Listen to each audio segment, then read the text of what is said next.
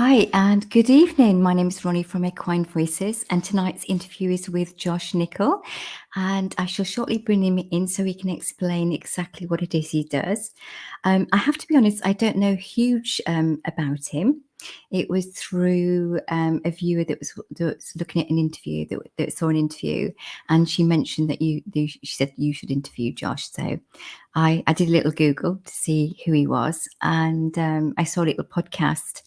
And I thought, yeah, he's the sort of guy that I'd like to talk to. So without further ado, I shall introduce him and he can explain all about his work and a little bit about his life. Okay. Hi, Josh, and welcome. Well, welcome. Thank you for having me. It's great to be here with you. It's a pleasure. So off you go. The floor's yours. Thank you. Yeah. Horses have always been a part of my life. When I was young, we lived kind of out in the middle of nowhere. And that was a really neat stage for me to begin feeling of animals and horses in a more intuitive way. When we started, I didn't really have any focused intention with the horses. It was just being with them, and we didn't really have a lot in the beginning, and that opened up the doors for me to be in the woods and with animals and with the horses in a very organic way. We had horses all the time, and I spent a lot of time with them, but it was never in a kind of a place of trying to get them to do any kind of discipline. It was just being with them. And I feel like that set a really neat stage for me to just know them, so to speak, versus, always trying to get them to do a thing, which I think is a lot of times where we bump up against another struggle that comes with the horses, is that we're not necessarily always hearing or listening to them, but yet always trying to get from them what we would like. So that was kind of a neat thing. That was a neat beginning for me. So I was born in Northern Ontario, which is quite a ways east from where we are now. And then we moved to Alberta. And it was when we came to Alberta when I was 12 that we started to look at, or we engaged in a different industry. Horses were much more common in Alberta. It's a very Western structure where horses are, worked with and used in different manners. And that opened up a lot of scope for me, but it never left from me the desire to just be with them and connect with them in a different way. And I think that my nature and that beginning set a stage for me to enjoy their presence and be with them in a different way. And I went through ups and downs in my own journey, trying to find my way and learn it from different people, and um, realized there was things that I didn't necessarily feel good about, and then there was other things I really resonated with. And slowly over the years, that just started to become a way of working with the horses, because that's really the second phase. Is there was this beginning of understanding what it means to be around them, and then the next phase is how can you honor them inside of the work that needs to be done in certain situations. So whether that's working cattle or going on trail rides or asking them things that maybe the horses don't necessarily feel comfortable with, well, how can we honor them, work with them, and have them be a part of it and feel like their needs are met? So that really started to cause me to dive into what did that mean? What did that look like? What did it mean to be able to be with the horses and develop relationships, but not necessarily not be able to do the work? I still wanted to be able to figure out how to go and do the work and explore and experiment with the work. And that really was what defined this idea of relational horsemanship. And relational horsemanship is kind of the heartbeat of my approach. And what relational horsemanship focuses on is it focuses on this idea that if a horse is struggling with something, it comes to an unmet need. There's unmet needs in them that they are unable to then feel safe or feel comfortable to do a thing. So when they struggle, that should inspire in us a desire to meet their needs, rather than, which I look at as the opposite, is more of a reactive emotional style of horsemanship, which then plays into this idea that if a horse isn't doing what you say, then they're being disobedient or disrespectful, or they're just trying to be bad. And people have many names for the horses when they see or interpret the horses this way, and that incites an entirely different energy and incites a different form of communication, which always left me feeling with an anxiety or negativity or a tension within me.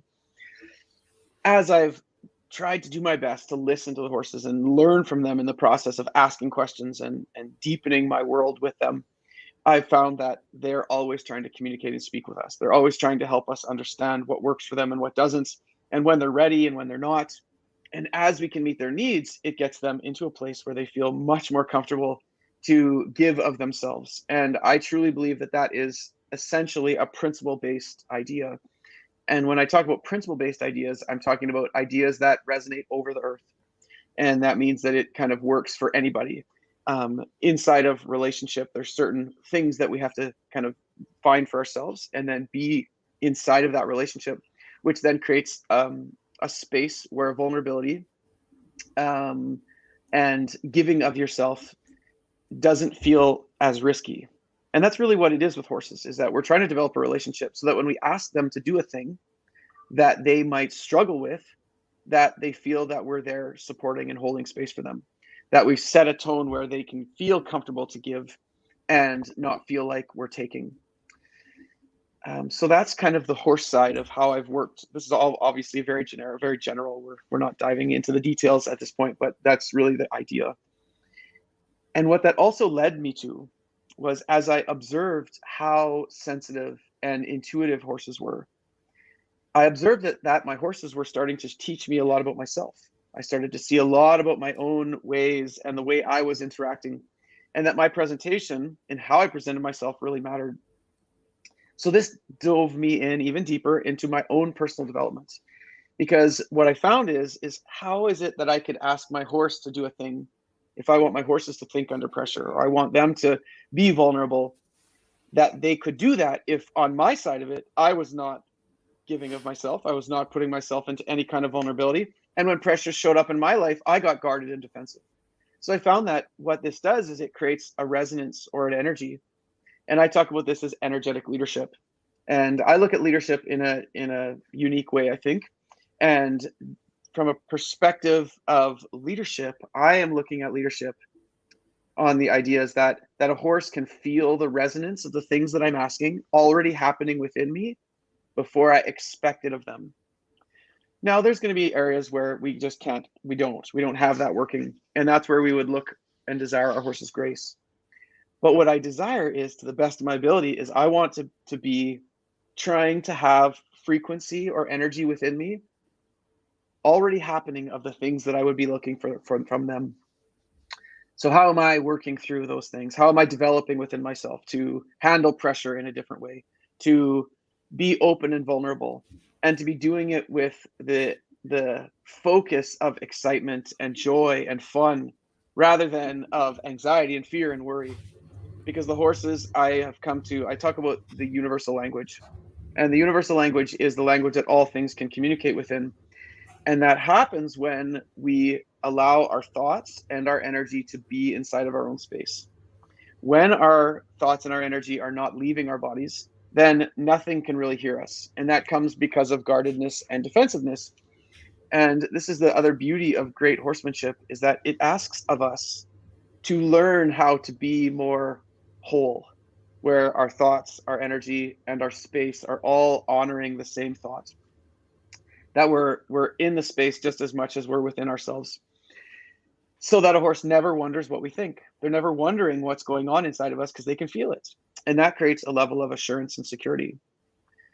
And the challenge that possesses is that horses, if they feel us hiding behind our walls, then we're setting a tone of self-preservation and protection rather than relaxation, vulnerability, openness, and that they can feel the frequency of us doing the thing that we're asking them.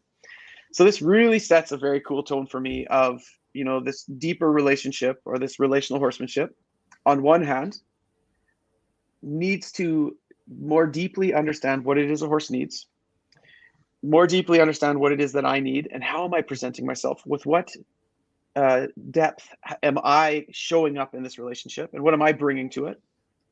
And then how do we connect? How do horses and people connect? And the things that the horses care about are much different than the things we care about. Horses generally don't care about going down the trail or working cattle or, whatever, or going in circles in the arena. They just don't generally care too much about that. But what they care about are their needs met. They feel safe. And if they feel safe in any relationship, we feel like we can give of ourselves more. So the essence of relational horsemanship is to be able to provide and create that type of environment, to put our energies into what allows a horse to feel safe, to feel like their needs are met, so that when it comes to asking them to do things, and this is a lot of times what I end up helping people with, is that we're looking, often people are looking for the results of relationships where we're doing the things without the heartbeat of relationship. So my number one priority and my number one goal in my work has become helping people understand how to get to that place within yourself that you're really showing up, what it is a horse needs, and then being able to interact with each other in such a way that the relationship goes deep.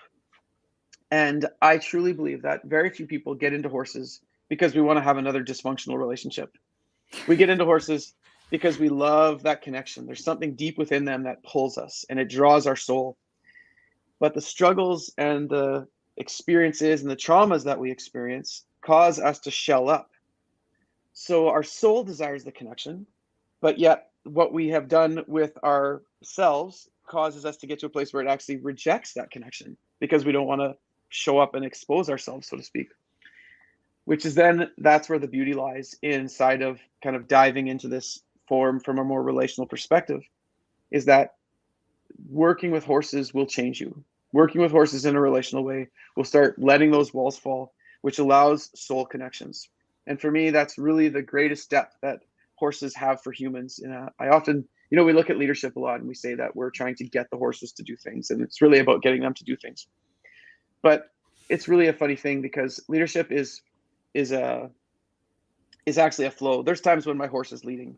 When it comes down to an energetic connection, there's times where I'm allowing my horse to be the guide and they're helping me. And then there's other times where I'm helping them.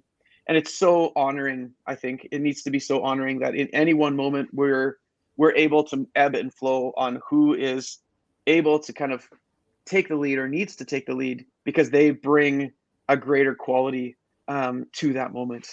So that's a really big piece to it. And then once the horse feels safe, once our horses feel like they are able to trust us and they give themselves, this sets the most beautiful tone for helping the horses shape and change and meld their bodies into their athletic form to support the rider. And a lot of times this is where riding can sometimes get a bad rap, because I find that there's a space where, we look and we see that the riding can have negative impacts on the horses. But oh, can it have such beautiful impacts if their bodies are prepared in a relational way where their muscles can come up and carry the rider, and that the horse is empowered to do so. So that's the other side of it, is on one hand, we're trying to develop a relationship with our horses so that they feel safe. And on the other side, we're trying to develop a mind where the horses are being developed physically through their muscles and honoring their physiology, that they can come up and pick a person up, pick a rider up in a way where it's an empowerment. And so those are the two kind of bigger premises that over the years I've come to develop and am continuously learning. I feel like it's one of those crazy things about the more you learn, the less you know, because you just learn how big scope is. And so I've just find myself just trying to honor with as much intention as possible the journey of this. And, I'm constantly learning. The more I engage the horses, the more I learn to listen to them. And that sets a stage where there's less times when we're bumping into each other. But when we're bumping into each other, this is just another moment for us to be able to engage in a relational opportunity, to listen, to learn, to adjust, to communicate with each other, to hear each other, and then just work it through. But as soon as we do not see horsemanship from the perspective of disobedience, disrespect, or negatively emotional interpretations, what starts to happen is that the voice of the horse can be heard. And that's really what I'm after, is that relationship is about two voices communicating. And that fires up soul connections. When there's two beings totally being honored in a relationship, our soul's voice starts to brim and beam and light up. And that really is what we all desire in deep relationships. Every one of us has this desire for relationships. What I find is that through life, a lot of us protect that and hide that and get walled up. Horses can do that, people can do that, but the universal language is most satisfying when we get to a place where we are most present. We're present in the moment, that we're able to be present and feel without a guard. And this sets a stage for our horses to be able to walk that path with us because we're leading it in our own lives. So that's quite a bit, but hopefully that gives a bit of a sense of what I'm after. No, that was absolutely amazing. That was so eloquent. I was sat here thinking, I'm interviewing this guy, and all I want to do is just sit here and listen to him, which is obviously what I'm doing. But no, it was so beautiful, and I was just getting drawn into the words, and wow, yeah, yeah. Right, I'm going to try and think of a question because I'm still digesting what you just said to No me. problem. So I Yeah. understand everything that you said, but the way you said it with more depth and yeah, so yeah. so thank you for that, Josh. That was brilliant. Yeah. So can you expand? I'm just trying to go back to I wrote something down, but I'm still digesting what you just said. So can you expand a little bit on, go back to the beginning of your conversation when you was talking about, I think it was when you recognizing that the horses were saying something to you, and I think it was at the beginning of your journey when you was recognizing that, yes, when you was asking them to be brave and to be strong and authentic, you wasn't feeling authentic within yourself. Can you sort of expand a little bit more about that? You bet. When we first start asking horses questions, we want them to do things. And then I would be asking them to do things and challenging them to do things that they weren't comfortable with. And then you're faced with, okay, what do you do in that moment? And sometimes that clicks people into kind of training ideas. Okay, how do I train the horse and do things with the horse to kind of get them to do it? But what would happen for me is I would always get these twists in my guts. I would get these sensations of tension and twist. And for myself, I find myself to be extremely sensitive to these types of things. And I have now come to understand that these twists are guides. They're good leads because they give us information. And inside of any twist is written a code. And that's the beautiful part about it. But what I find happens when we have a twist is we focus on the feeling of the twist, not the information that the twist grants. So in a situation, if I sit there and I say, oh, this feels so bad, it feels so bad, and I sit in that feeling, then that is the end point of that. And now I would be interacting with my horse from the perspective of the feeling of that twist, not necessarily hearing the information that the twist was going to provide me. So this is then where it kind of led me. So, this didn't happen, like some apple falling on my head moment. It was something that came over time. And it was this concept of, what is that twist about? And then feeling those similar twists in other areas of my life, which had nothing to do with horses, and recognizing that this was actually something within myself, something that was in myself based on how I was interacting, because I was the common factor now. And then my goal now is just to be able to feel those twists and then find out what need is unmet in those moments, or, how is it that that's happening? And it became very clear in the beginning that there was a lot of things I was asking of the horses that was not happening in me. And that's kind of where I touch on the ideas of, I'm asking my horse to be brave and go into pressures that they're not okay with. But then I get into one of those situations and I disengage and I protect myself, or I don't go there. So then what I'm doing is I'm not necessarily setting this wonderful tone of leadership, which is I am doing the thing I'm asking. So in as deeply a heartfelt way, is I'm always playing with that. I'm always asking myself, am I leading my horse by being in the thing, doing the thing that I'm asking them to do? And for a lot of us, we're not. We're not doing it in our lives. We're not being the change. And I recognize that that became one of the most impacting changes because, number one, when I am doing it, a new level of empathy develops within me because now I get it. I get it that that going into our vulnerabilities is not easy. Of going into things and walking into areas where we were once, which was once held by fear, but now doing it with trust, that's a big thing. So then I'll handle myself different. A lot of times when we would bring a horse up to a situation and they're scared or worried, and we lacked the feeling in ourselves of what that was, then we would be rigid and sometimes even cruel about how we're asking them because we don't own the appreciation of the challenge of what we're asking. But the more I got to a place where I was able to appreciate and own it within myself, it created an empathy. And then I could be there with my horse, and it allowed me to be different in that moment, that I would set a stage to support them and help them and learn what they needed to do the thing. And then it starts to help you build the backstory, because what a horse does in the moment, what a horse struggles with in a moment, just informs you of how you have to prepare the backstory. So instead of getting caught up on, I want my horse to do A or B or C, you ask that, but then the horse gives you the information of what they need to then achieve that. And that really is where training comes in. And then so what happens is, as you then build that backstory, as you become, first of all, learning what does it mean to do that in my own life, and secondly, how do I build that base for my horse? Then by the time we get back to that thing, you have an entirely new base to bring to it. And generally what ends up happening is that it's not as monumental to the horses because you've given them what they needed. So it always comes back to that for me. It always comes back to, how am I meeting my horse's needs in any one moment? How am I showing up with the authenticity of being able to understand and appreciate what it is I'm asking of them, and set the tone so I build it for them without any mindfulness of the horse being disrespectful or disobedient or many of the names that people give to our horses. Our horses are constantly trying their best. They're constantly trying their best, but they weren't granted the ability to think logically about things that make them nervous.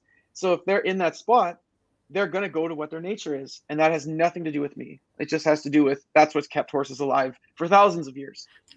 So the goal is then, if they're going to be different, it has to be because I can lead them to something new. I must then be the answer. I must be a new rational perspective. And to me, that's the compass of great training, is that it's my job then to become the change. And then in those moments that I can lead them through that change, because they can feel it, they can see it, they can sense in me the ability to hold space for them as I'm asking those questions.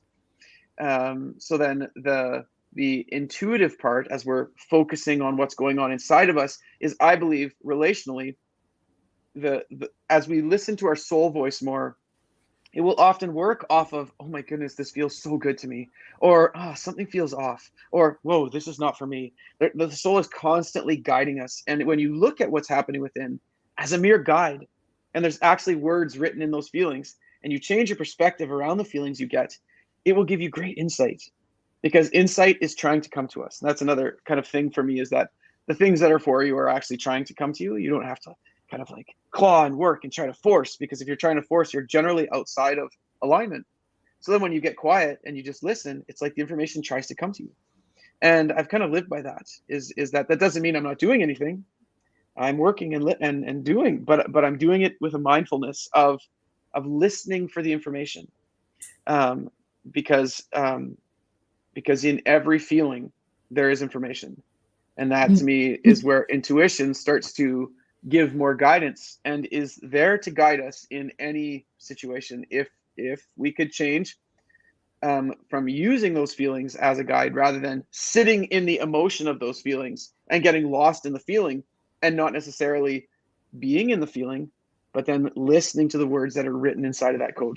I'm not sure if that makes sense or not, but that's kind of where it takes me. Yeah, no, it does. It makes sense to me. A little while ago. So, if I say that I've spent, and I'm still spending a lot of time working on my own insecurities and my own moving forward, and my own blocks, and what everybody has in life. Mm-hmm. So I listen to my gut, whatever comes along. Most of the time, it doesn't mean to say that I get it right all the time, but I'm Sure. listening. Mm-hmm. And as you as you said about a feeling, we can get lost in that feeling, and we can Mhm. sometimes make it something that it isn't. Mhm. It was there to show us something, but we've interpreted it, or we've allowed it to become something else. Mhm. And I remember a while ago, I mean, quite a few years ago now, um, I I used to have suffer with not. I wasn't a manic depressive, but I used to get quite low, and I found it very hard to pick myself Mhm. up. Mhm. And that was quite a few years ago. But I still recognise the signs. So when I'm starting to dip, I recognise the signs. But now I don't think, oh God, it's the black cloud coming. I think, okay, the energy's different. I could be tired, or it's just a fluctuation, because as seasons, things ebb and flow. And but I used to listen to me, think, well, what's that telling Mhm. me? And Mhm. I remember one day, I mean, I was fine. It was, I was feeling really fine, and then all of a sudden, I just felt this wave of emotion, and I felt really low. And I remember I was sat in the stable. I was doing something in the stable, and I just sort of squatted down and thought, "Wow, this is really heavy again." Mm. And I thought, but I thought I dealt with this, because we Mm. think once we've dealt with something, it's gone. But we forget, Mhm. actually that's one layer. There's other Mhm. layers that come to the surface. Mhm. And I sat there, and I sat with it, as you said. So you can't run away from it, and Mhm. you can't get angry with it. You just have to sort of sit with it. Mhm. And then as soon as I recognized what it was almost like the clouds lifted and the sun came out. Mhm. It was Yeah. just wow. But it was so intense, and it was so deep, that at that Mhm. moment in time, it felt like it was happening again, but it wasn't. What it was Mhm. showing me is, this is residue that's ready to go. It's coming Mm. up, and it's ready to go, but Mhm. just Mhm. recognize it. And Mhm. yeah, so that was, and it went as quick as it came. Mhm. Um, but the intense feeling of it Mhm. was as real, but it wasn't real, because it wasn't actually happening, but it Mhm. felt that Right. real. Yeah. Um, Yeah, it's an interesting thing about how feel desires to be honored.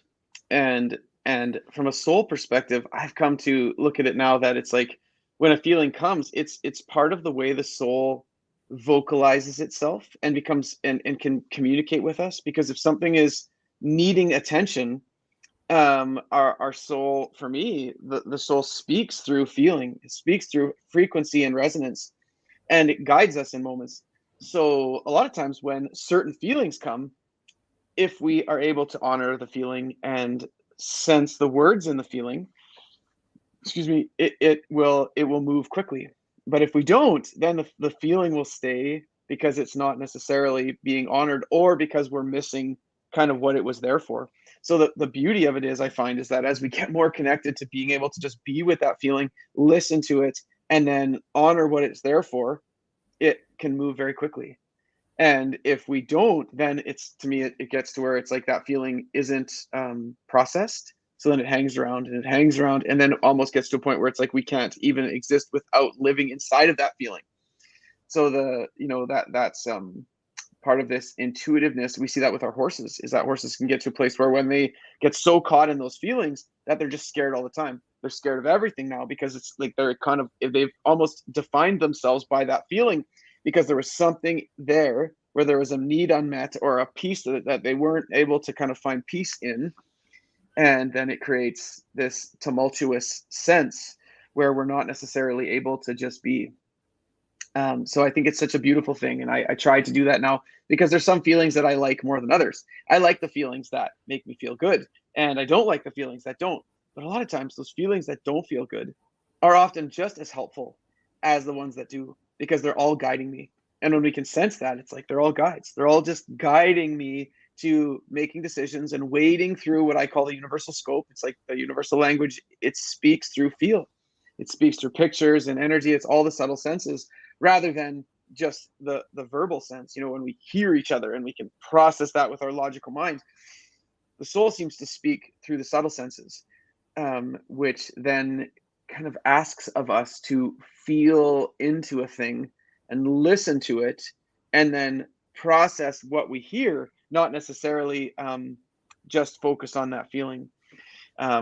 Yeah, it's a beautifully thick kind of conversation point because it has so many facets. But from the horse's perspective, horses are such feelers. And if they don't feel good, then they have a hard time doing anything. But if they feel good, it's amazing how much they'll give of themselves. Um, and that really, again, is the root of relational horsemanship. It's like, how do we get to a place where we can, within ourselves and within the horses, set that stage so that there is a level of safety and that they feel, again, me doing the things that I'm asking them to do. So if I know this is going to be a short version, and there's whole different ways of doing it, but if somebody said to you, look, I've got an anxious horse, and what's the first thing that I should do regarding myself and the horse? What's the first thing, not training, what's the first thing that I should do to help me open a doorway, to open a window? Mm-hmm. What could you sort of give advice to somebody? Mm-hmm. A couple things, and the first thing is breathe. A lot of times what happens is when our horses are not in a state where they're relaxed. I talk a lot about the law of intensity, and this really focuses on generally that idea is the most concentrated energy will generally lead. So, if you and I get on to this conversation and you're super happy and I'm a little bit grumpy, if your happiness is greater than my grumpy, then pretty soon I'll start to relinquish my grumpiness and I'll start to become happy. But if it's the opposite and I'm really grumpy and critical and you're only a little bit happy, pretty soon it would be hard for you to stay in your happiness because my negativity was greater than your happiness. So you would have to really work at that. So with our horses, if we feel our horses anxious, the goal is, are you able to be more centered in your calmness than they are in their anxiousness? So if you do not feel you are able to do that, then what I ask people to do is to lessen the distance from where they were okay to where you are right now. So what I mean by that is, if you're at the barn and the horse is fine, but then you start taking them, down the trail or down the road or into the arena, and by the time you get to the arena, the horse is totally wired, lessen the distance to a point where you're able to be grounded and the horse is not jumping around and making you nervous. But where is the spot where they're a little bit nervous that it's not so heavy a concentration that you are able to regain your composure, because that's the place where you will be able to lead. So it's, again, always being able to first off breathe through that moment so that you're not necessarily exuding your anxiety onto the horse and asking them to do a thing, but doing it in the anxiety that's also part of the problem. Breathe through that moment, bring yourself to a state of calmness, and then analyze where is the distance that you have to make a shift so that you can bring yourself back to a calm state where you're not kind of lying to the horse. You're trying to do things with the horse, but you're totally anxious within yourself. So then once you find that point and the horse is a little bit more calm, they're still a little bit worried. Now, can you get to a place where the calmness within you from the law of intensity is greater than the anxiety in them so that you can lead them back to a regulated state? And this isn't necessarily about really doing anything. It doesn't mean you're training on them or you're moving their feet, but it's just about taking stock of where you're at. It's also a matter of taking stock of where it is that you can lead. Where is that point? For some people, it might be taking them almost all the way back to their pen. Because it's you didn't realize when you pass the threshold, because most people are so used to living in a state of anxiety. Most people are constantly in a state of tense anxiety. So then you didn't realize that you lost it because it was something you were actually very connected to. But the more you breathe, and I encourage people to do this as often as it comes to you, take a full breath. Because then what you're doing is you're turning off your parasympathetic and you're activating your sympathetic system, and it brings you to a state of calm. And only in that state can we develop connections, relationships, body awareness, newness in our body, because we're not running an old system. If we're running an old system, we're in a sympathetic state. So again, I'm kind of getting off track there, but the first thing is breathe. The second thing is find the distance between where you started, where they were okay, and where you can get to a point where they can hear you. And then I also try to analyze in that moment, what is the missing need? So when I ask a horse a question, what is the need that's missing? So when they were struggling, listen to them. Were they calling for their buddies? Were they engaging you spatially? Were they becoming so mindful of everything else, or was something causing them to be spooky?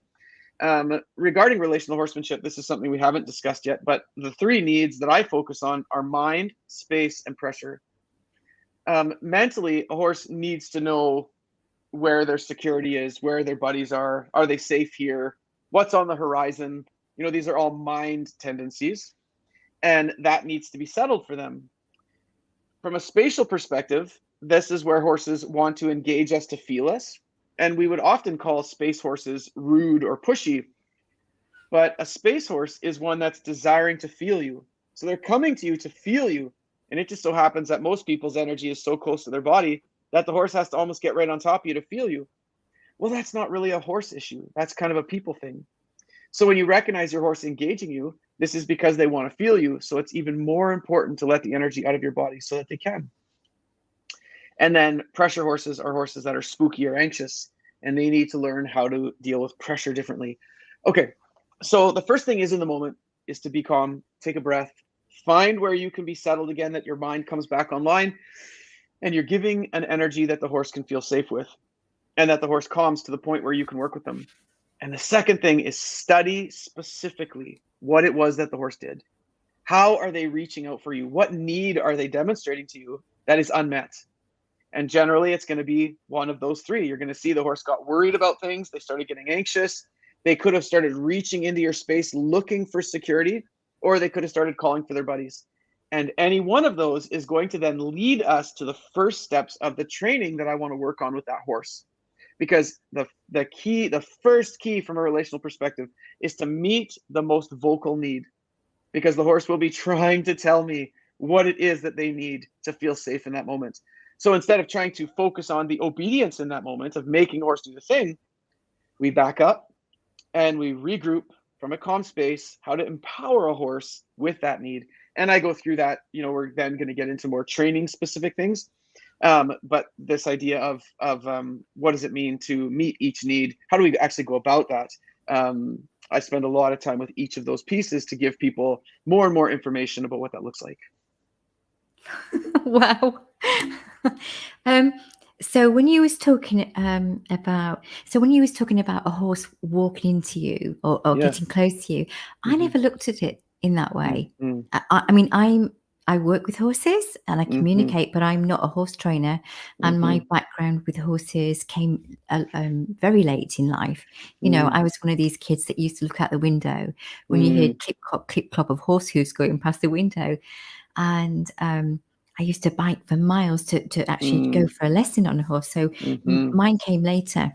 And my communication came through my own horse, trying to help her, trying to hear her. And so that's why I'm doing this. So I never thought about that, about horse coming into your space. So that as soon as you started to talk about that, I thought, well, that makes total sense. That's but nobody's I haven't heard that, or I've not been in a position to really focus and hear that. So that was really interesting. And as you said about that, you take a step back. So if a horse is getting anxious, if you was walking a horse out to an arena or somewhere, or its field, and it was getting anxious, you'd say, well, let's go back. If I'm with a client and they've got an anxious horse, I will point a few things out and say, actually, that's been showing signs way before you've noticed that bit. There'll be more subtle signs, so I will get them to do what they normally do and watch them, and then say, well, I could see the signs before then, so I want you to just watch what's happening now. And I'll do a few little bits with the horse. But my work's mainly the communication. But because we're like sponges and we learn and the information flows to us, the knowledge that's coming is from what I see, what I feel. And as you did, it's not the apple fell out the tree and you know it all. It's as you go along. to get to the point where that horse isn't showing any signs of anxiety. So whatever you're asking, if you was asking to put the head collar on and they're fine, and then you get your head collar over and they're fine, but then you get the rope and they lift the head up slightly or breathing changes, Mm-hmm. that's the start of it. Mm-hmm. And it's about being authentic. Um, and they recognize authenticity in you. So Mm-hmm. if you're, because most people at some point will have been scared. I mean, myself included. If your horse, especially if you're worried about an animal and they're doing something and you're getting worried and anxious because you're worried, then Mm-hmm. that becomes a fear base, Mm-hmm. and you start working on your adrenaline, and then that matches the horses, and then the horse is getting higher, and you're thinking, oh my god, I'm trying to stay calm, but they know you're not calm.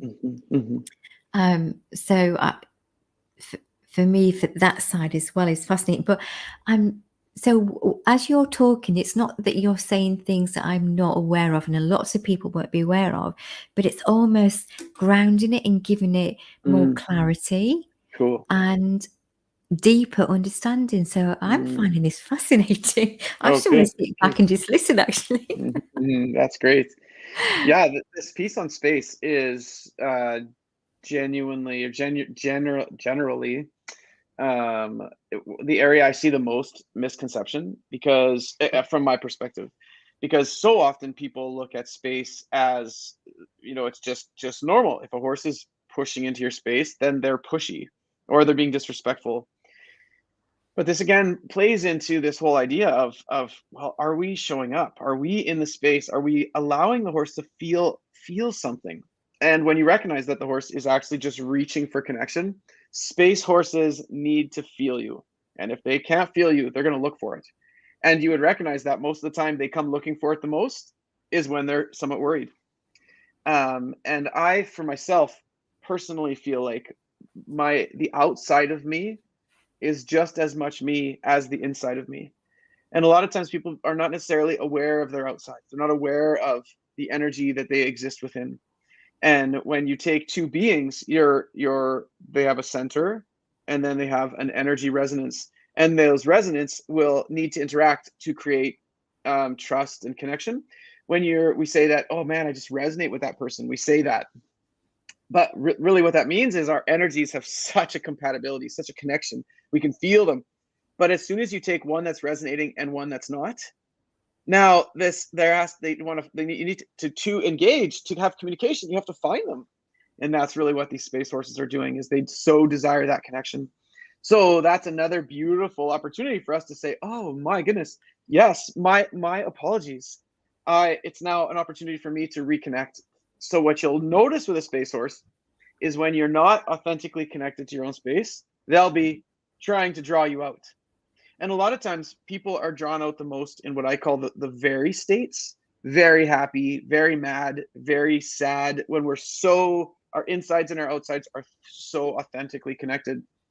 But the goal to great horsemanship to me is to get to a place where the authenticity of my thoughts exist outside of my body. And my goal would be to feel what I am before I speak it or before I act it. That I can feel the interaction, I can feel the thoughts, I can feel the energy and the sense of it, and my words illuminate it. The same with my actions, and space with horses should be, in my mind, calling that out of us, calling that desire to reach out and be heard and be felt.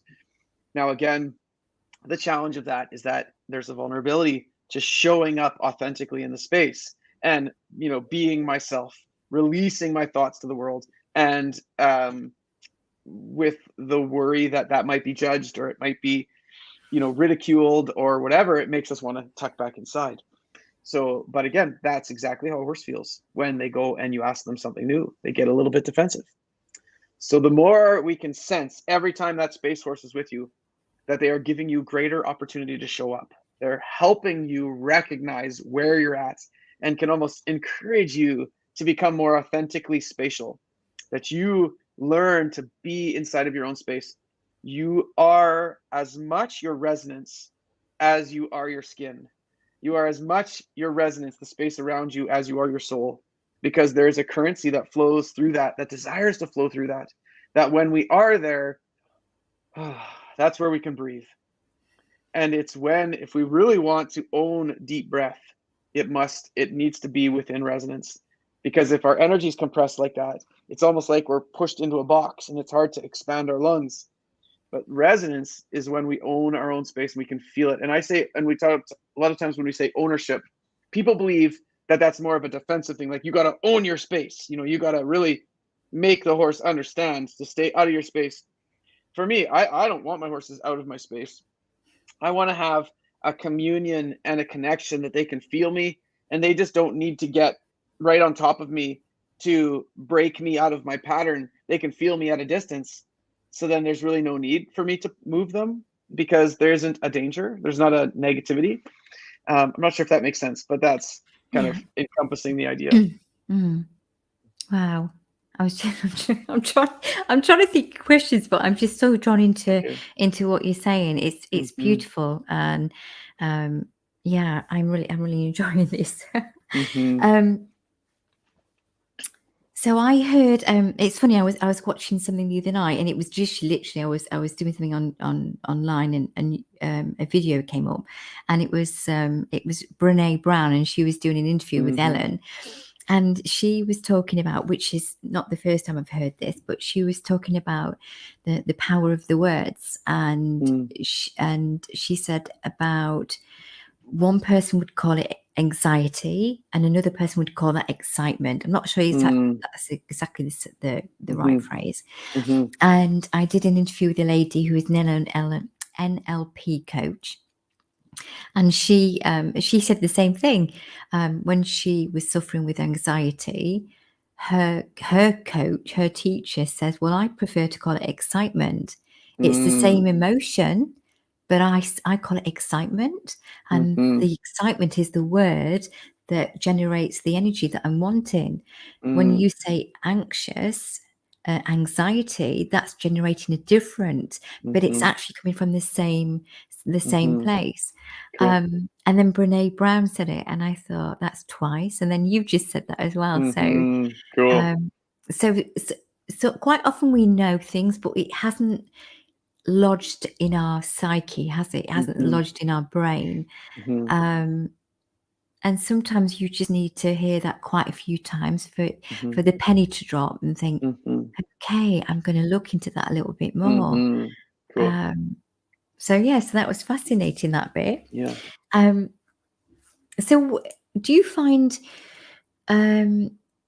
is it harder when you're in more of the professional riders? Is it a bit more, when it's the big competitions and the more people that's observing your clients, is a bigger pressure?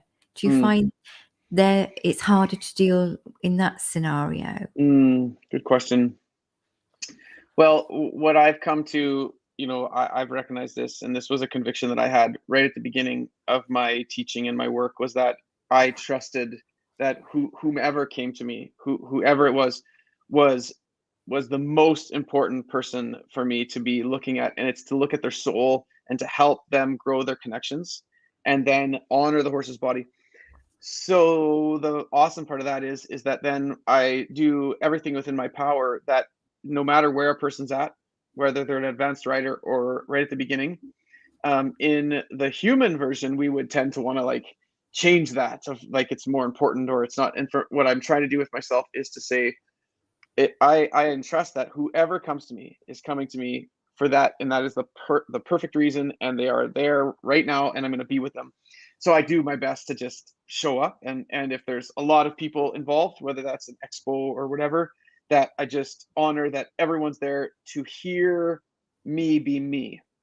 And the only pressure comes when what I found is the pressure comes when I'm not being authentic, when I'm trying to play a game of give what I think they might want to hear or act different because, maybe it's a rider or a number of people. And I've just gotten to the place now where I just feel so liberated to realize that I'm not here for everybody. I'm here to touch the people that I am on the earth for.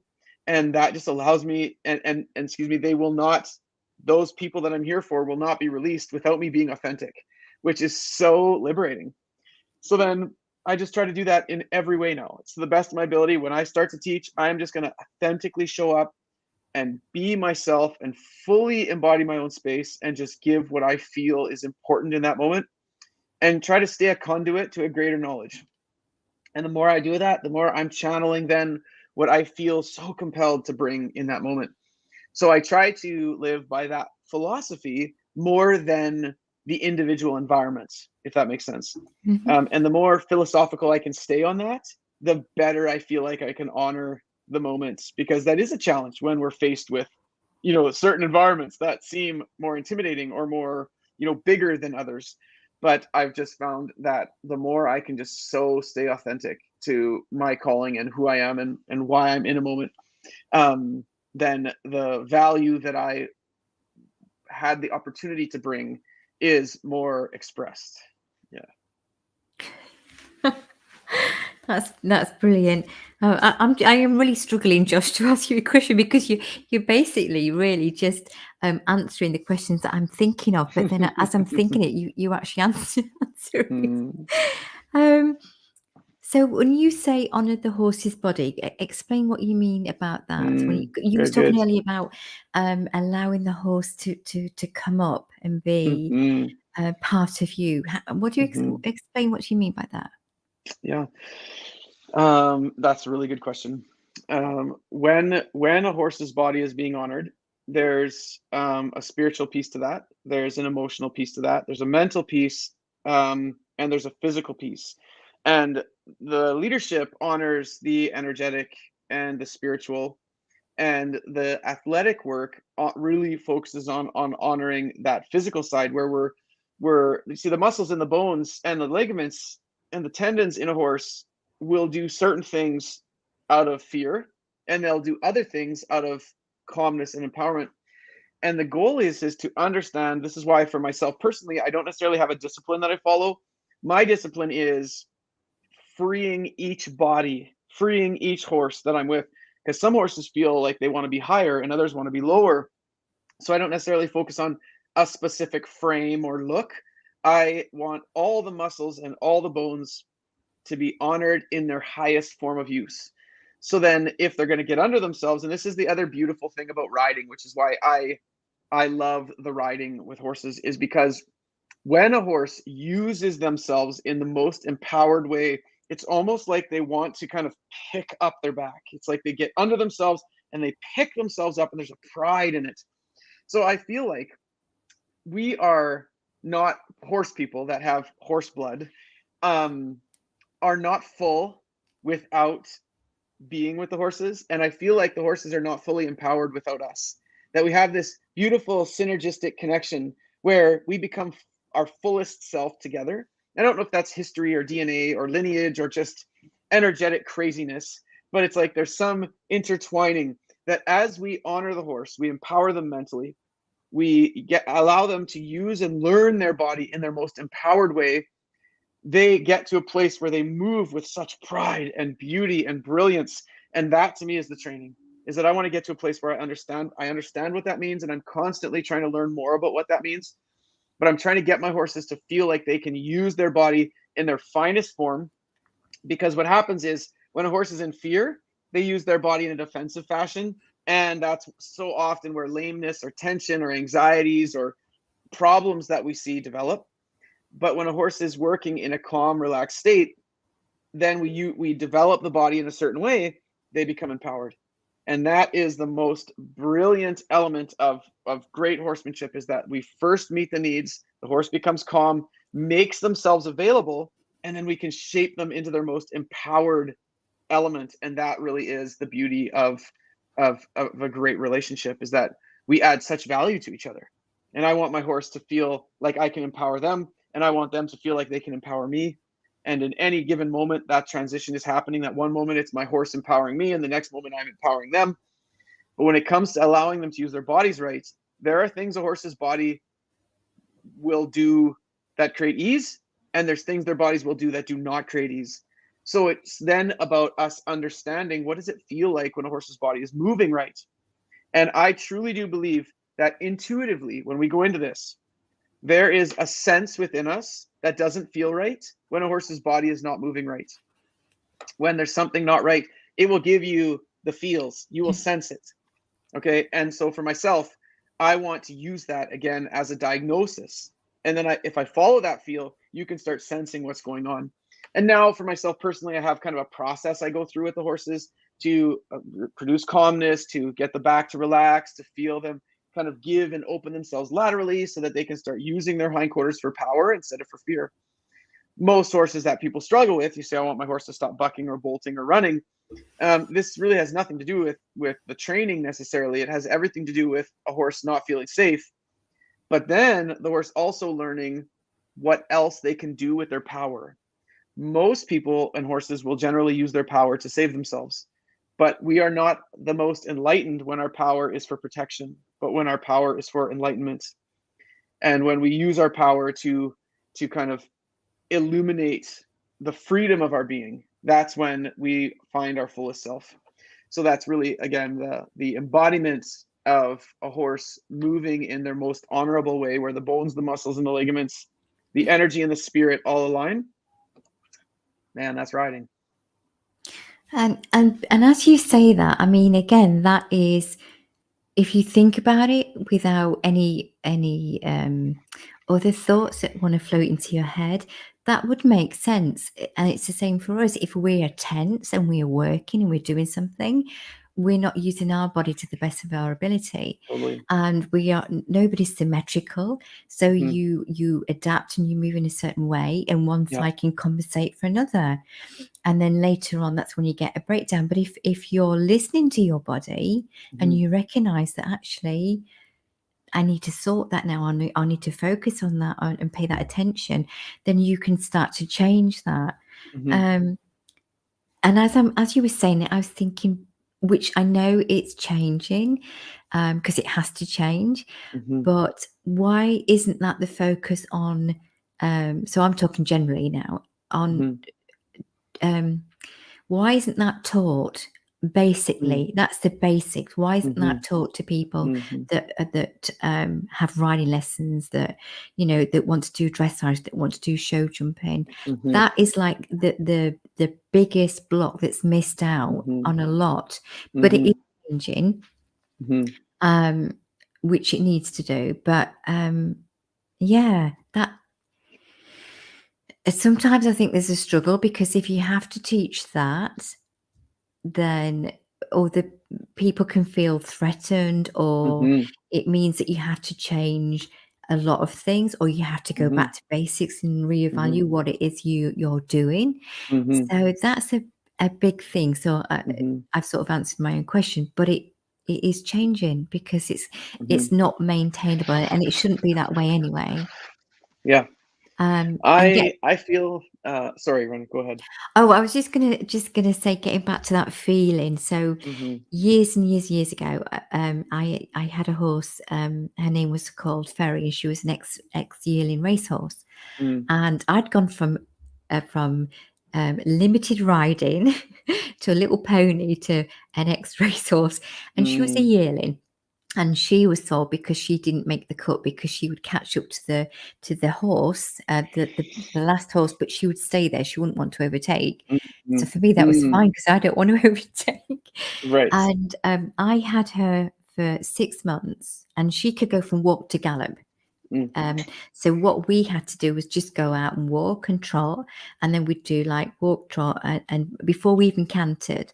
So for 6 months, it was about getting to know each other and just going out for hacks. And I remember one day, it must have been summer, midsummer, because the fields had just been all cut.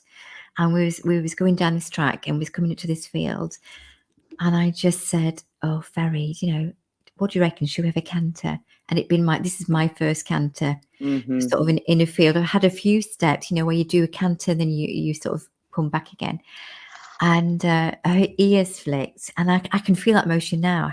I'm feeling it as if I'm Mhm. there, the same as the Mhm. black cloud emotion that I was Mhm. feeling, talking about Mhm. earlier. And she just went back on her haunches, and we went. And do you know what? It was like the Titanic. It was Mhm. just awesome, and I felt part of her. and I could Mhm. feel her flowing through me. Mm. But it was the trust. I trusted that she would stop. I just knew that she would stop when I Mm. asked her. And so we cantered, and then we ended up sort of going to a gallop, and I could see the hedge come in, and I just thought, right, I need to slow down now. And I could feel Mm. her. And that was probably, I mean, I remember, and that was years and years ago, but that is still with me, that feeling. But Mm. it was the Awesome. trust, Mhm. knowing that we were both on the same page Mhm. and we both trusted each other. Mhm. Mhm. So that's my little bit of your big Mhm. bit where you feel. Yeah, awesome. So great. When you had mentioned earlier there, just the whole bit of, why is that not common and why is that not taught? And I would say that there's kind of two parts to it, and one is that generally we're not taught to trust our intuition. We're not taught to feel the words that are spoken. We're taught that if they're the professional and they know more than us, then we're supposed to do what we're told, and that can be talked way back to school training or whatever, that we're not necessarily inspired to listen to our souls. We're taught to just do what the textbook says or do whatever. So then the prevalent conversations in horsemanship are that don't let the horse get away with that. They need to do what you say. The frequency of energy in regards to how people work with horses would primarily be based on obedience and making the horse listen, that the horse is generally maybe trying to get away with things, and if you're not careful, they'll do those kind of things, and it's your job to not let them be that way. So with this conversation of people generally not trusting their intuition and then listening to the instruction, and when basically the instruction is mostly around respect and obedience, or disrespect and obedience, it becomes very apparent that then people would fall into that pattern, because it's changing, like you say, but it is a very common principle that people would believe that that's why the horses are doing what they're doing. This is why then I encourage people to listen to their feelings, listen to their gut, because and anybody can transport themselves back into a moment when someone was telling them to do a thing with their horse and it didn't feel good whatsoever, but they did it because they were being inspired by the one who knows to do the thing, and it made them feel bad, made them feel off, but they still did it. And I think that the more we can get to a place where we are more intuitively guided, we're more intuitively um, building words and approaches, and I feel like that's would be what I'm trying to do with my approach with horses, and it's growing all the time. There's things I'm changing all the time, and I tell my students, if you come back next year and I'm the same, then I encourage you to go find somebody else, because I'm not. This program is going to continuously evolve as I learn more. Um, and so that sets a tone that when people come and they're listening to their intuition, then that empowers people to make better decisions and different thoughts around information they're given based on what works for them, because what works for one person might not work for you, and that's totally okay. Because to me, it's not even really about gaining all the students in the world. It's just about being able to provide information that allow people to be successful. And sometimes that means helping people work with me, and sometimes it means helping find a student, find another coach for somebody that isn't me. But it's more about finding the answer for them that so speaks to their soul.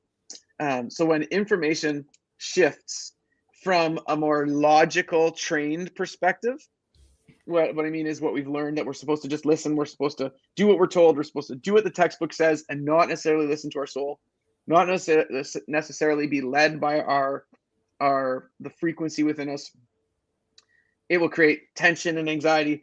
But when we get to a place where we are and we're listening to our intuition, we're feeling the words and we're feeling the information, and we're like, and we can say to ourselves, and we can get strong, confident about it, where it's like, oh, thank you for that. It might not work for me. I'm going to keep seeking where words and frequency align. And those are the places you will find your home, is when your frequency and the words and the actions all align. So you have this beautiful circular flow that you can feel it, then you can feel actions, and you can feel an approach that then has a great feel, and it just continues to circle. That is what will create peace in your soul about your approach with a horse. And what I find is the more we have people promoting that, the more it changes the general culture of the horse community. Yeah, which yeah, it's sometimes it feels like an uphill battle. Mm, But yeah, and it is changing, and there's lots of different people um, feeling the similar way and maybe describing it mhm. slightly different or finding their own words to describe Sure. it. And like you said, what feels relevant today might not be. I mean, the basis of it is, but there may be even more understanding. We can only go from the knowledge that we have and feeling. We don't see the whole picture, but we've got to trust that what we're feeling.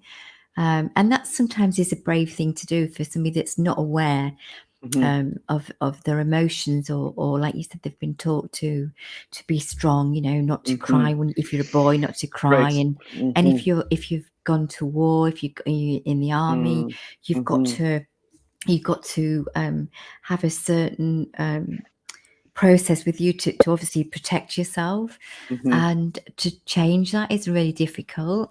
Um, and it's feeling as the horses to feel safe that they can do that.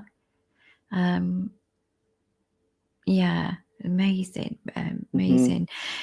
So for somebody that comes along to your clinics, what sort of thing do you just give us an example of what sort of one of your clinics is like? So if somebody's mm, just coming along. mhm. Um, my work is very organic. I have a progression that I take horses through that I generally start with, but the first thing that I do is I want to listen to people. I love to hear their story and kind of get a sense of where they're coming from. And then I want to observe their horse. And sometimes that means we work loose, and sometimes it means we're on the line. But I want to get a sense from both the horse and the person about how they feel. I look at it often like a bit of a marriage where there's two very important opinions that need to be heard. Because a person will say one thing, but a horse might say something entirely different. So then the first thing is that I want to be able to hear. So I take people individually. I don't do groups much. There's sometimes I'll do small groups of three, but mostly I do individual work because I really want to get down to the heart of what's going on for each person. And then slowly, once we've got a sense of what's going on, I get a sense of where the person is at and then where the horse is at. The first step is to find success and to build connection based on met needs. And then from there, we begin the journey. And then I just start to move people forward. I have built a online membership site which focuses on, which kind of has my whole progression. So that's been a really important piece to my process, is that as I'm working with people, because I only generally go one place a year, so I have a full clinic season, but I can only get to each place once. That's then really developed a process where I can really analyze and I can sense what's going on, and then I can give people homework, which I find is really valuable, is to keep the movement going and not be, see people once a year and expect that the changes are going to happen. And then, yeah, it's just then we take that through. I generally do a 4-day clinic. Sometimes we'll do 3, but mostly it's 4. And they're individual sessions. And then I encourage people to watch and then go and practice. And that's really the key to me, is that because when you're with me, you'll get a certain thing. But then when you go and try it on your own, it might look different. Mm. So I encourage people to do that every day. So work with me, then go try it. And you might find that, oh, yeah, that worked really good. And I'm ready for the next thing. And sometimes what happens is people go and try it on their own and they can't remember a thing that happened. So it's really important to be trying that before you leave the clinic, and recognize that, if you were always working with me and never on your own, that you don't really know how much you took in. So I try to find a really important balance of people being able to observe, to listen in lessons that are not yours. So come and watch, soak it in, then try it on your own, and then come back and work with me. And it kind of develops this sequential progression of success. But I really love working with people individually, because that allows us to really dive in as authentic a way as I possibly can. I know for others, group sessions work really well, but for myself, I really need that personal time with each person to really kind of hit home the points. And plus, if you work in, so when you say you work on a one-to-one, so you have one person, one horse, but Hmm. there are the people watching. Is that what Hmm. you mean? Yeah. Yes. Because so you're giving all your attention, your focus to that person, Hmm. because I'm assuming it could be similar, but if I'm with a client and I'm listening to the animal, the horse, as I'm relaying back to the client, sometimes you break in that communication because you're sort of translating and passing it to the client. And Mhm. so sometimes I'll just say, I'm really sorry, but I'm just going to go quiet because they're actually still talking to me. Mhm. And I said, so I actually stop what I'm saying now. Whereas before I felt like I had to sort of fill in, just keep talking. But more the Mhm. horses were saying, "You're here for Mhm. me, actually." So so I'd pay attention to them, but they would give signs that the clients knew there was communication going on because um, they could see the responses by their eyes Mhm. and their ears. Mhm. Because as Mhm. I'm talking, Mhm. they will be answering. Um, so that's quite nice, and that's getting Mhm. more.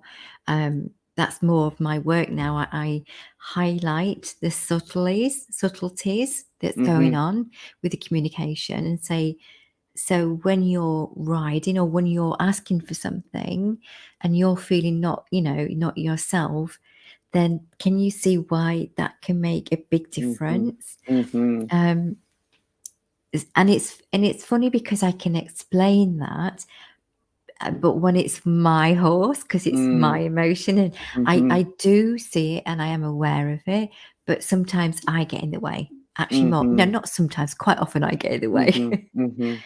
um, so do if you so for people in the UK, how Mhm. would they interact with you if they saw this and thought, Mhm. I really like this guy, I'm really interested in what he says. How would they get to interact with you? How could you help them from Yeah, a distance? great. The first thing is that I would just encourage everyone to my YouTube channel. We've tried to load that up with content that we've found valuable to give people a sense of my work.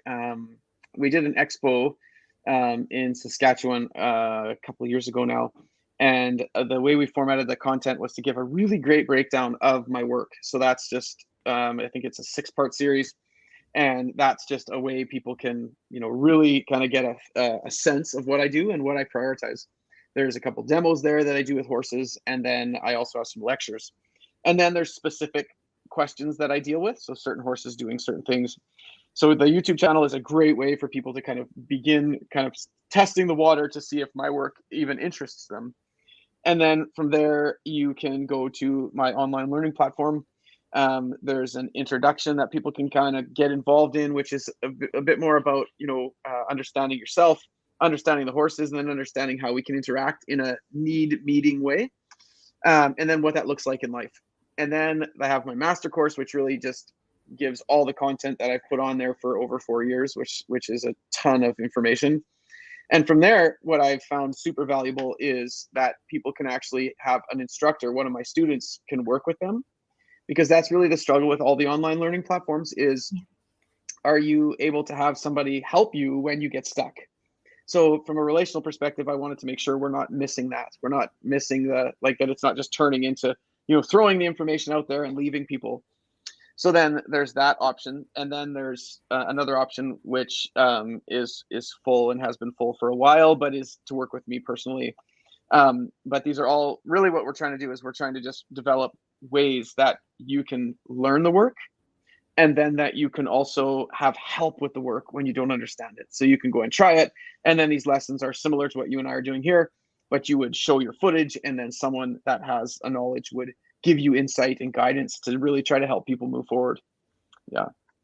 Do you have anybody in the UK then that works for you? Do you have any teachers in the UK? Yeah, I don't at the You moment.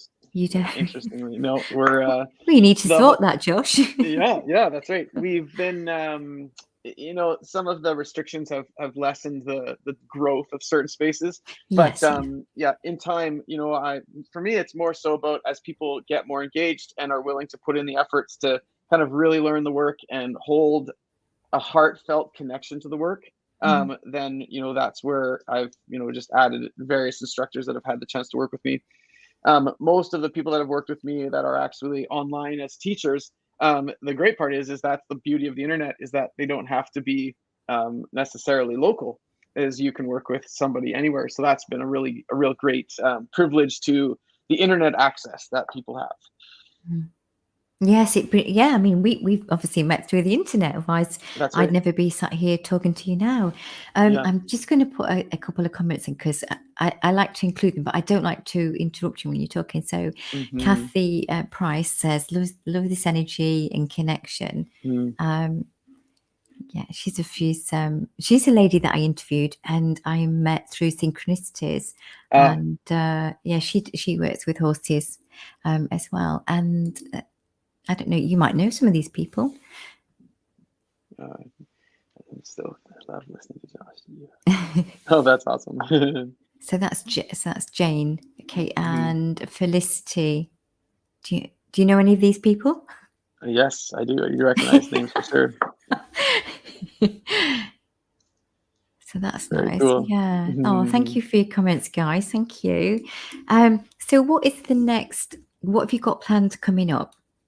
So you've got Uh, your YouTube channel, yeah. and you've got, so is it a subscription? So if they want Hmm. to, so it says subscribe, yeah. Hmm. But Yeah. is there is so if they so the YouTube, is that just to get an idea of what you're like? Hmm. Yeah, and Absolutely. then yeah. Yeah, that's really the idea. Is I want to get. We're trying to just pile content onto the YouTube channel so people have, they can learn tons on the YouTube channel, and if that helps them, I'm just happy. Yeah. But if they want to dive in, then they have the access to do so through the membership site. But really the goal is just to get people the help they need. What I find happens is I want people to get onto the YouTube channel to find um, if they like me or not. I don't want people to purchase a membership to figure out if they Yeah. like my work. I want people to have a chance to figure out if you like it, and have free access to that.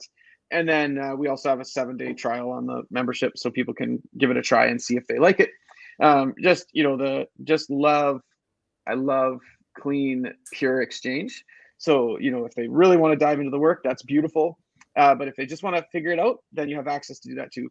And we're just trying to, allow people the opportunity. Yeah. Brilliant. So what else have you got coming up? What's the next? Right now, this actually is the last thing that I'm doing before just taking some holiday downtime. So I'm excited about that. We're gonna just get into taking some time through the Christmas holidays to spend with family. And then in the new year, I've got two things that I'm doing. I have a virtual clinic that I'm doing, which is with students all over the world, and that's kind of a four session process where I work with people online, and then they go and do some homework, and then they come back, and we do that 4 times. So I have students all over the world doing that, which is pretty cool. And then I also have a winter series, which is an intensive session where I work with a group 3 times throughout the winter. And then from there, I also have my instructors program, which is something I'm doing in the winter, which is me just training other people to kind of do the work and develop the programs that they're working on and just empower them into the spaces that they're doing. So it's not necessarily that I'm trying to build.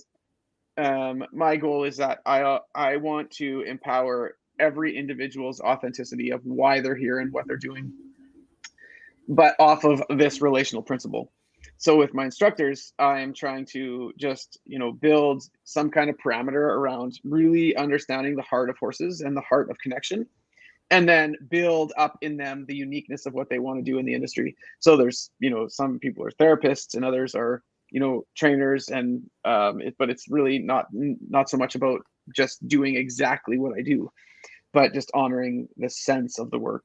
And then as the summer comes back, I will be getting back into my clinic schedule, but trying to spend a little bit more time doing a little bit less, being so intense. The clinic schedule is very demanding, and we go pretty hard. So I'm really looking forward to a bit of time in the winter to regroup and get ready for next year. So what do you do to relax them? So when you're Mm-hmm. with your horses, do you just like to go off trail riding? Mm-hmm. What's your favorite thing to do with your Mm-hmm. horses? I work for a couple different ranches around, and I love training dogs as well. So I have border collies and my horses, and so I generally love to just get out and have jobs to do. So there's lots of work to do, so I just go out, and that's something that I spend a lot of my time doing. And yes, trail riding. My daughter is very much so into the riding as well. So spending time with her and helping her, and we'll go out on trail rides as well. I generally love I love the interaction of the work, so I generally am drawn to that when I can. As of late, just the last little while, because everything has been so busy, I've just been finding myself just spending time. So I'll bring in one of my horses while I'm helping my daughter, and I'll just sit with them or sit on them while they're, while we're working, Yeah. and just work at just connecting. Sometimes it's just about grounding for me. Um, so I generally try to just honor what I feel for that day, rather than kind of have too much of a plan, Yeah. and just allow it to be more organic. Yeah. As you were just talking then, what I was getting, um, is about non-ridden horses. Mm, And you can take this or not take this, say it's up to you, mm-hmm, but I get information sometimes when I'm talking to mm-hmm, people. And what was coming through, so this might be something that you may think of, or mm-hmm, a future venture, but it was about the non-ridden horses. So work to go and show people that they can have a horse that they can't ride for whatever mm-hmm, reason, but they can still have that special mm, bond and also have fun. So it might not be mm-hmm. riding, it might be something else. But Cool. and as I'm saying, that's coming in pretty strong for you. Mm-hmm. Cool. So that's something. Yeah. So you'll have to let me know if that's something you Yeah. was thinking Yeah. about, or Sure. a future thing. And Yeah. Thank that's, you. yeah, yeah. Um, Cool. well, this has been. I feel. I don't feel. I know we've just scratched the surface, Mm-hmm. and um, I can't really think of questions because as you've been talking, you've answered Mm-hmm. them. But Mm, as you were speaking, it was resonating with my soul. So it was. mm, It's been absorbed, and it's for me to listen and to take note of that for myself, for mm-hmm. my journey, Mm-hmm. and my Mm-hmm. horse, and. It's there because the emotion is just there, and I'm sensing Mm-hmm. that now. Mm-hmm. So, and the fact the as in fact, as I'm saying, the non-ridden horse, that's why it's important too. Mm-hmm. Uh, and I can't put it into words, but I know it's. Does that make sense to you? Mm-hmm. Yeah. Yeah, Yeah. Just love to just let that sink in and just yeah. keep that in my mind. Yeah. You bet. Yeah. Okay. Awesome. Is there anything else you want to mention before you go? But before you go, you've got to promise me to come back for another interview because I honestly Yeah. don't think I think that it's just been a taster, but the Sure. taste of that is like, wow, I want to Yes. hear more about this and I want to Mm-hmm. understand more. Sure. So, and a lot of people will be the same. They hear this, they know Mm-hmm. this, but it's almost like it's floating above, and we Mm-hmm. need to absorb it more. Mm-hmm. So you'll have to Awesome. come I'd back love to come again. back. You bet. And you could bring your wife if you want to. Sure. Yeah, that would be lovely to meet both of you together if she's Cool. up for that. Yeah. Well, I'll ask her. Okay. So anything else you'd like to mention? No, I think it's been great. I love intuitive conversations. You say that it's like I was feeling that, and then it's like you answered it. I just love that because I feel like those are heartfelt, intuitive conversations, and I Yeah. feel like that's really what we're trying to look for with our horses too, is to feel and let our feelings draw our words, which then mean we end up kind of communicating a little bit deeper than just words to words, but Yeah. more so speaking to feel. And so then for me, that's a great piece because that's kind of what we're after. So no, I've enjoyed the time and thank you for having me. And I look forward to next time. Oh, you're welcome. Because there's a lot of people that won't know that's what they want, but they Hmm. deep down that's what they want, and it comes out in Hmm. other ways, That's and they're great. maybe not even aware of it. Hmm. So thank you so much, Josh. It's been a real pleasure chatting with you, or listening to you actually, because I haven't Yeah. done a lot of chatting, not to Hmm. what I normally do. And have a wonderful Christmas. Enjoy your break with your dogs and your horses and your family. Thank And you. definitely would love to have you back sometime in the new year, and we can touch a bit more deeper. And I Sure. promise I'll have questions to ask you, but my mind's just like, okay, just let him speak. Yes, sure. No, it's been great. I appreciated your questions and I thank you for having me and yeah, being interested in my work. Oh, it's an actual pleasure, and I'll put links onto your site at the end of this. Thank So I'm you. just going to pop you out because I want to say bye Mhm. personally, and I'll Sure. just say bye to everybody. Okay. Thank you. Wow, what a lovely guy! What a lovely guy! I hope you enjoyed the interview. Yeah, I was spellbound. I was spellbound. And I've got questions that I want to ask, but actually, I think that'll happen at another time. Thank you for your comments, everybody. Thank you for watching. And for those of you on catch up, if you want to speak to Josh, I'll send the link, and then you can contact him directly. And I'm sure I'll get back to you as soon as he can. Have a lovely evening, and I shall speak to you soon. And for those of you that I don't speak to, have a lovely Christmas. Thank you very much.